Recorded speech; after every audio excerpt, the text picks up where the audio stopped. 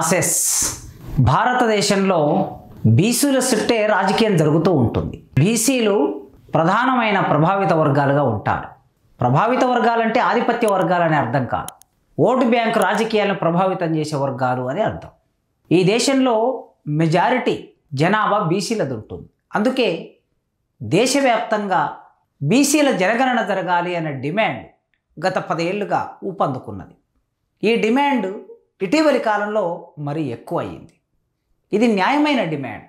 బీసీల జనగణన జరగటం న్యాయమైన డిమాండ్. ఎందుకంటే ఈ దేశంలో ఉత్పత్తి కులాలు, అవి ఉత్పత్తి శక్తులు, సంపదను సృష్టించే కులాలు 53% దేశ జనాభాలో ఉన్నటువంటి వీళ్ళు భిన్నమైన వృత్తులు కలిగి ఉంటారు. శ్రీశ్రీ అన్నాడు, సమస్త వృత్తుల సమస్త చిహ్నాలు అన్నాడు. ఈ సమస్త వృత్తులకు సంబంధించిన చిహ్నాలు కలిగి ఉన్న వాళ్ళు బీసీలు. ఒక్కొక్క రాష్ట్రంలో ఒక్కొక్క వృత్తి ఉంటుంది. ఒక్కొక్క రాష్ట్రంలో ఒక్కొక్క కులాన్ని ఒక రకంగా చెబుతూ ఉంటారు. కనుక బీసీలకు సంబంధించిన చర్చ ఎప్పుడైతే ఎజెండా మీదకి వస్తుందో భారతదేశ ముఖచిత్రం, రాజకీయ ముఖచిత్రం మారుతుంది. అందుకే అప్పుడప్పుడు రాజకీయ పార్టీలు బీసీల జపం చేయటం మనం చూస్తూ ఉంటాం. ఇప్పుడు దేశవ్యాప్తంగా జనగణన జరగాలి, ఎస్సీల జనగణన జరుగుతున్నది, ఎస్టీల జనగణన జరుగుతున్నది. కానీ బీసీల జనగణన, ఈ దేశంలో ఎంతమంది బీసీలు ఉన్నారో అధికారికంగా లెక్కలు లేవు ప్రభుత్వం దగ్గర. ఓసీలు ఎంతమంది ఉన్నారో అధికారికంగా లెక్కలు లేవు. అందుకే బీసీల లెక్కలు తేలితే మిగతా కులాల లెక్కలు తేలిపోతాయి. ఎస్టీ జనాభా లెక్కలు ఉన్నాయి, ఎస్సీ జనాభా లెక్కలు ఉన్నాయి. బీసీ జనాభా లెక్కలు వచ్చాయనుకోండి, మిగిలిన వాళ్ళు ఓసీలు అవుతారు, ముస్లింలు. కనుక భారతదేశంలో ప్రధాన స్రవంతి రాజకీయాల్లో ఇంకా వెనకబడి ఉన్న బీసీలు సామాజికంగా వెనుకబడి ఉన్నారు, ఆర్థికంగా వెనుకబడి ఉన్నారు, రాజకీయంగా వెనుకబడి ఉన్నారు. సంపద మీద మెజారిటీ హక్కు కలిగి ఉండవలసిన వాళ్ళు సంపదకి దూరంగా ఉన్నారు. కనుక వీరి జనాభా తేలితే సహజంగా మిగతా అన్ని అంశాల వాటా అడగడానికి ఒక ప్రాతిపాదిక దొరుకుతుంది. 1975 ఎమర్జెన్సీ తర్వాత బీసీ నాయకత్వం దేశంలో మెల్లగా రాజకీయాల్లోకి వచ్చింది. జయప్రకాష్ నారాయణ ఇందిరాగాంధీకి వ్యతిరేకంగా జరిగిన పోరాటంలో, అవినీతికి వ్యతిరేకంగా జరిగిన పోరాటంలో లోక్నాయక్ జయప్రకాష్ నారాయణ చేపట్టిన ఆ ఉద్యమంలో లలూ ప్రసాద్ యాదవ్, ములాయం సింగ్ యాదవ్ ఇలాంటి ఉత్తర భారతదేశంలో బీసీ నాయకత్వం ముందుకొచ్చింది. తమిళనాడులో 1952 నుంచే తమిళనాడులో బీసీ నాయకత్వం, పెరియార్ లాంటి వాళ్ళు మనకు కనిపిస్తారు ఇక్కడ. సో ఈ మొత్తం ప్రాతిపదికలో మండల్ కమిషన్ అంశం ఎప్పుడైతే చర్చకొచ్చిందో, బీసీలకి చట్టసభల్లో రిజర్వేషన్, బీసీలకి విద్యారంగంలో రిజర్వేషన్, విద్యాలయాల్లో రిజర్వేషన్, ఉద్యోగాల్లో రిజర్వేషన్, వీటి కోసం ఒక పోరాటం మొదలైంది. అది మండల్ కమిషన్ పోరాటం. ఇది 1990వ దశకంలో ఈ పోరాటం ముందుకొచ్చింది. ఎప్పుడైతే ఈ పోరాటం వచ్చిందో కొద్దిగా బీసీల్లో కదలిక వచ్చింది. ఆ కదలిక ఈనాటి వరకు కొనసాగుతూ ఇటీవలి కాలంలో బీహార్ రాష్ట్రంలో నితీష్ కుమార్ బీసీ జనగణన జరిపించాడు. ఆ నివేదికను కూడా బయట పెట్టాడు. కానీ హైకోర్టు జనగణన చేయటం అనే ఈ ప్రాసెస్ని ఎవరు నడపాలి? హోమ్ మినిస్ట్రీ ఆఫ్ ఇండియా, కేంద్ర హోంశాఖ ఆధ్వర్యంలో జనగణన జరగాలి గనక ఇది చెల్లదని హైకోర్టు చెప్పింది. ఆ తర్వాత దేశమే ఇప్పుడు రాబోయే 2011లో జనగణన జరిగింది, ఇప్పటి వరకు జనగణన జరగలేదు. ఇప్పుడు చేపట్టబోయే జనగణనలో బీసీలకు సంబంధించిన జనగణన, కులపరమైన జనగణన ఒక కాలం ఉండాలని ఈ డిమాండ్ ముందుకొచ్చింది. ఆ డిమాండ్లో భాగంగా కాంగ్రెస్ పార్టీ, ముఖ్యంగా బీసీలకు దూరమైన కాంగ్రెస్ పార్టీ, ఎస్సీలకు దూరమైన కాంగ్రెస్ పార్టీ, ముస్లింలకు దూరమైన కాంగ్రెస్ పార్టీ, ఈ అన్ని వర్గాలను సమీకరించుకోవడానికి చాలా ప్రయత్నాలు చేస్తుంది. ఆ ప్రయత్నంలో భాగంగా స్వయంగా రాహుల్ గాంధీ బీసీ జనగణన జరగాలనే ఒక నినాదాన్ని ఎత్తుకున్నాడు. మొన్న జరిగిన పార్లమెంటు ఎన్నికల్లో మేము అధికారంలోకి వస్తే బీసీ జనగణన చేస్తామని వాళ్ళు ప్రకటించారు. అందులో భాగంగా అధికారంలోకి వచ్చిన తెలంగాణ రాష్ట్రం, రేవంత్ రెడ్డి గారి ప్రభుత్వం జనగణన జరిపింది. బీసీ, ఎస్సీ, ఎస్టీ, ఓసీ ఈ మొత్తం కులాలకు సంబంధించిన జనాభా ఎంత ఉందో సేకరించడానికి ఒక ప్రయత్నం చేశారు. ఆ ప్రయత్నంలో భాగంగా లెక్కలు బయటపెట్టిన తర్వాత తెలంగాణ రాష్ట్రంలో తీవ్రమైన సంచలనం, చర్చకు తావిచ్చింది. ఎందుకు అని అంటే చూడండి, 2014లో తెలంగాణ ఏర్పడిన కొత్తలో ప్రభుత్వ పథకాలని అందరికీ అందించడం కోసమని కేసీఆర్ గారు ఒక సర్వే నిర్వహించారు. ఆ సర్వే ప్రకారం సమగ్ర కుటుంబ సర్వే అన్నారు దాన్ని.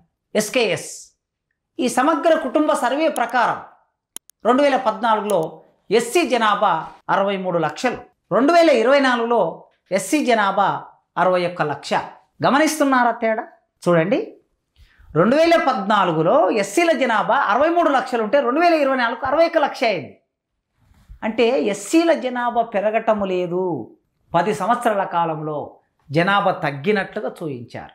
బీసీల జనాభా 2014లో 1,85,00,000 చూపించారు, 1,85,00,000. 2025కి వచ్చేసరికి అదే బీసీల జనాభాను మొన్న జరిగినటువంటి జనగణనలో 1,64,00,000 చూపించారు. చూడండి ఎంత తేడా. 2014 1,85,00,000 ఉంటే 2025 వచ్చే నాటికి 1,64,00,000 ఎట్లా అవుతారండి? ఖచ్చితంగా జనాభా పెరుగుతూనే ఉంటుంది కదా. భారతదేశంలో జనాభా పెరుగుదల రేటు ఆ రేషియోలో ఉంది. చైనాని దాటేసిపోయింది భారతదేశం. అట్లా అదర్ అనే ఒక కాలం పెట్టి అదర్ క్యాస్ట్, అదర్స్ అనే దాంట్లో ఈ గతంలో అదర్స్ 31 లక్ష చూపించారు 2014లో. 2025 వచ్చేసరికి అదర్స్ 45 లక్షలు అయ్యారు. అంటే దాదాపు 15 లక్షలు పెరిగారు. మీరు ఒక్కసారి ఆలోచించండి. సాధారణంగా ఎస్సీలలో అక్షరాస్యత తక్కువ ఉంటుంది, ఉపాధి అవకాశాలు తక్కువ ఉంటాయి, చైతన్యము తక్కువ ఉంటుంది. కనుక పిల్లల్ని కనే కుటుంబ నియంత్రణ అనే అవగాహన తక్కువగా ఉంటుంది. ఎస్సీలలో తక్కువగా ఉండడం మూలంగా జనాభా పెరుగుదల ఎక్కువగా ఉంటుంది, పిల్లలు కానీ అవకాశం ఎక్కువ ఉంటుంది. పిల్లల్ని కానీ అవకాశం ఎక్కువ ఉన్న కులాల్లో 2 లక్షలు తక్కువ చూపించారు 10 సంవత్సరాల కాలం. అదేవిధంగా బీసీలలో కూడా ఇంకా ఎస్సీలతో పోల్చుకుంటే బీసీలలో కూడా కొన్ని కులాల్లో అక్షరాస్యత రేటు చాలా తక్కువ. చాకలోళ్ళు, మంగళోళ్ళు, కుమ్మరోళ్ళు, కమ్మరోళ్ళు ఈ కులాలు ఉత్పత్తి కులాలే కాకుండా కొన్ని సంచారంలో ఉండే కులాలు ఉంటాయి. ఈ కులాల్లో కుటుంబ నియంత్రణ చైతన్యం లేదు. లేకపోవటం మూలంగా వీళ్ళు కూడా జనాభా ఎక్కువగా పెరిగే అవకాశం ఉంటుంది. కానీ 1,85,00,000 నుంచి 1,60,00,000కు దింపడం అంటే ఇంత వేరియేషన్ చూయించారు. మరి అదే ఓసీలో చదువుకున్న వాళ్ళ శాతం ఎక్కువ ఉంటుంది, ఉద్యోగాలు చేసే వాళ్ళ శాతం ఎక్కువ ఉంటుంది, చైతన్య స్థాయి ఎక్కువ ఉంటుంది, కుటుంబ నియంత్రణ చేసుకునే అవకాశం ఎక్కువ ఉంటుంది. మరి వాళ్ళ సందర్భంలోనేమో 31 లక్షల నుంచి 46 లక్షల వరకు పెంచారు. చూడండి ఇంత వేరియేషన్. అంటే ఈ జనగణన సరిగ్గా జరిగిందా? మంచికో చెడుకో కేసీఆర్ ఒక భయం పెట్టి జనగణన చేశాడు.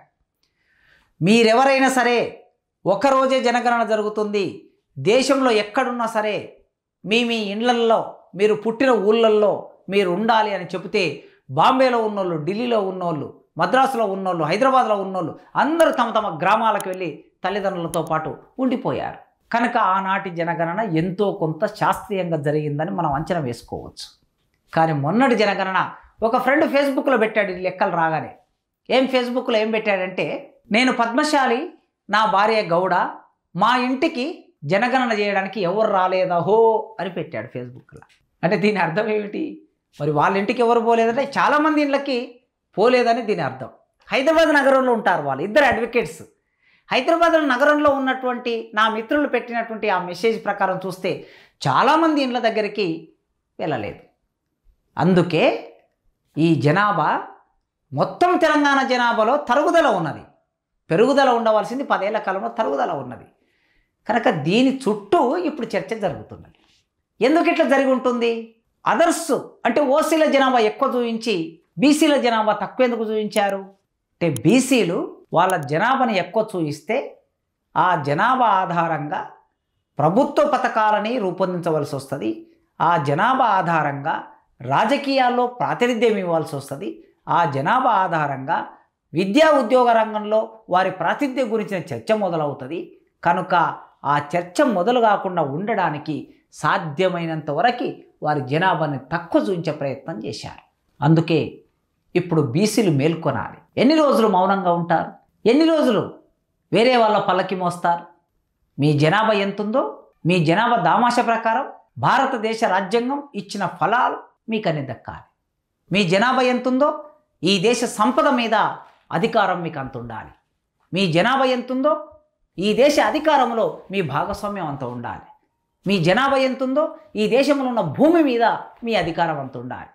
అందుకే మీరు మేల్కొనండి. ప్రభుత్వాలు ఇంత నిర్లక్ష్యంగా జనగణన చేస్తాయా?